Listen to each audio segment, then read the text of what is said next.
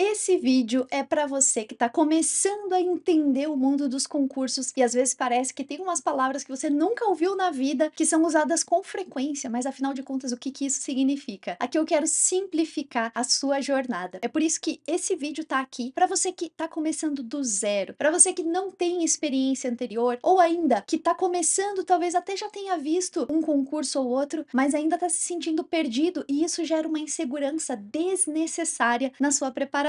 Seja muito bem-vindo a esse canal, eu sou a professora Bárbara e eu me dedico aos concursos de educação física para ajudar pessoas como você a serem concursadas e alcançarem a estabilidade financeira e profissional. Meu objetivo nesse vídeo é ser um manual, ou seja, o passo a passo, as explicações daquilo que parece o mais bobo, para você não ter dúvidas que o concurso é o bom caminho para você chegar com segurança na hora da sua prova e ter uma preparação de qualidade. Então, o primeiro passo importante nunca é demais a gente lembrar: concurso e processo seletivo. Concurso é uma prova pública que as pessoas qualificadas, ou seja, no nosso caso, que têm uma graduação em educação física, podem concorrer e, ao serem aprovadas, elas vão assumir um cargo público. E esse cargo é para o resto da vida. A gente tem 3 anos que se chama estágio probatório, em que, se tudo der certo, se nada extraordinário acontecer, nesse período você vai ser testado, vai ser avaliado e vai ter o cargo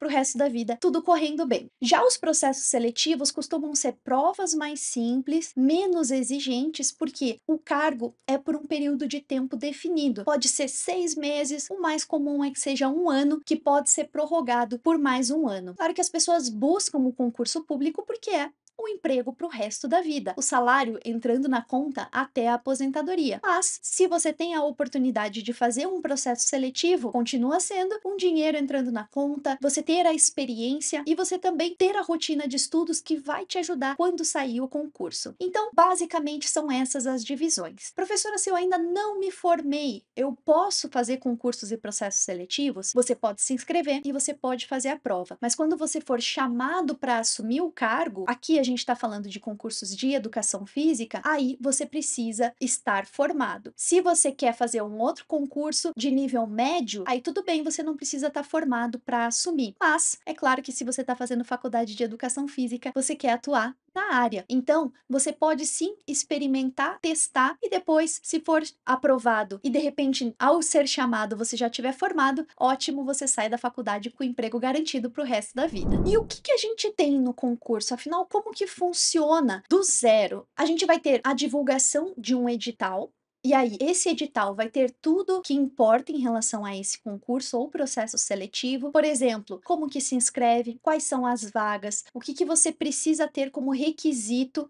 Então, como eu falei, nessas vagas para educação física, você precisa ser formado, e aí em licenciatura ou em bacharelado, dependendo do tipo de vaga. E também, muito importante, terão as informações sobre as etapas do concurso e do processo seletivo. Na maioria dos casos, a gente tem uma prova e também a prova de títulos. Essa prova é uma prova objetiva, em alguns institutos federais é só uma prova discursiva, ou seja, tem que fazer um texto. Em provas objetivas, a gente vai ter questões de marcar ou o certo e errado, ou alternativas da letra A, B, C, D e E, ou 4 ou 5 alternativas. Isso tudo vai estar previsto lá no edital. E nessas provas, novamente, pode aparecer a prova discursiva, ter que fazer uma redação. Quando a gente fala em concurso e concursos em cidades maiores, concursos estaduais, é mais comum a gente ter provas discursivas junto com a prova objetiva. Elas costumam acontecer no mesmo dia, então você precisa se preparar para as duas e, caso você seja aprovado, você vai para a próxima fase. Essa próxima fase, em alguns concursos, vai ser a prova didática ou prova prática, que para professores é dar uma aula. Essa aula pode ser de um período curto, como 5, 7 minutos, ou 15 minutos, ou até 50 minutos, como uma aula completa. O mais comum é um período um pouco mais curto, que você vai ter que se preparar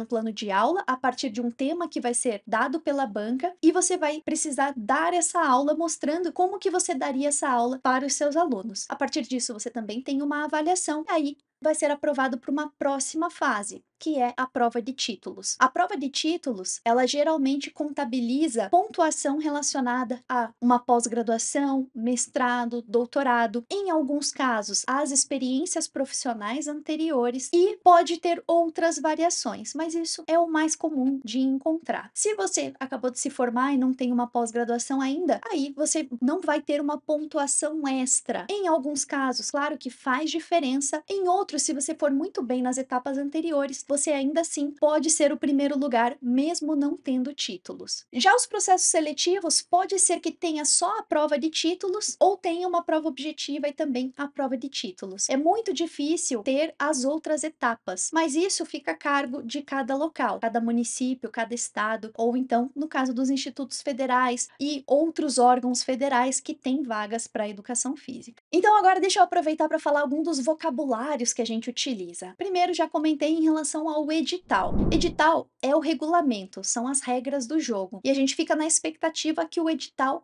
seja lançado. Para o edital ser lançado, significa que a prefeitura, o estado, o governo federal autorizaram que houvesse essa contratação. Afinal de contas, precisa ter a previsão e a necessidade, entendendo quantos professores vão ser chamados, de quais áreas, e isso serve para todos os cargos. Então, o primeiro passo dentro do processo, né, de concurso e processo seletivo é ter a autorização para que essa seleção aconteça. E aí, nesse processo, a gente vai ter a elaboração, né, da chamada para contratação da banca examinadora. A banca examinadora, ou o que a gente costuma falar simplesmente de banca, é uma empresa que pode estar vinculada a universidades, a institutos, a organizações não governamentais, que será responsável por elaborar essa prova e fazer todo o processo de aplicação. Então, de receber as inscrições, de divulgar o edital, de divulgar qualquer atualização que seja necessária, divulgar a lista dos inscritos.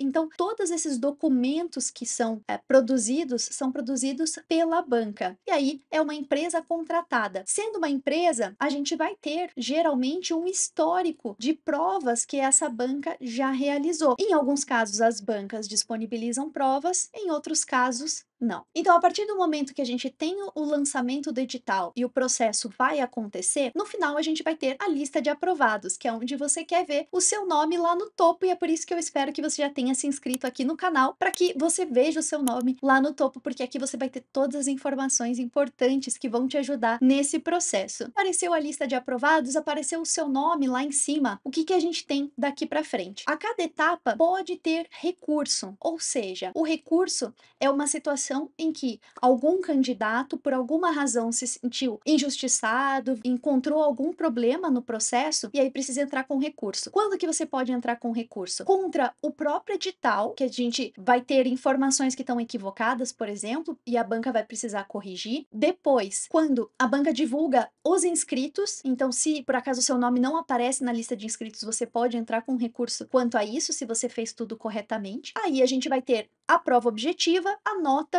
e também é possível entrar com um recurso contra o gabarito preliminar, ou seja, o que a banca indicou como resposta correta não era exatamente correta, então você pode entrar com recurso contra isso. Depois, saiu o resultado, foi encontrado algum erro, algum problema, também entra-se com um recurso. E no resultado final, nos aprovados, também tem a possibilidade de entrar com recurso. Então, todos esses momentos a gente vai ter algo que é preliminar, provisório, o resultado, o gabarito, e depois o definitivo, o final. Na aprovação, quando a gente tem o nome, a lista de aprovados, que é final, aí a gente vai ter o processo de homologação do concurso, da confirmação que o concurso aconteceu, que estava tudo certo e que aquele de fato é o resultado final. Então, isso é a homologação. E depois que a gente vai ter de fato a convocação, que é quando a prefeitura, o estado, o governo federal vão chamar os aprovados para eles assumirem o seu cargo. Todas essas etapas sempre estão previstas no edital, por isso é o documento mais importante dos concursos, inclusive essas atualizações e esses novos documentos. Se você não quer ter problema no concurso, é fundamental que você acompanhe a página oficial, não acredite em boatos, não acredite em mensagens de WhatsApp, sempre confie na banca, na informação que é divulgada pela banca, que não vai ter erro. Mas ó, mesmo que o edital seja o guia, seja importantíssimo, você pode começar a estudar antes dele sair. Eu vou deixar marcado um vídeo aqui para você assistir e já começar a se preparar desde já. E agora que você está por dentro dessas informações, os concursos deixam de ser um bicho de sete cabeças. E o passo agora é você se preparar com qualidade para garantir essa aprovação, o seu nome lá na lista final, para ser homologado e para ser convocado para trabalhar e garantir um salário para o resto da vida. Por isso, siga acompanhando o meu canal, conheça também o Método Potência para Aprovar, um preparatório completo para todas as fases dos concursos.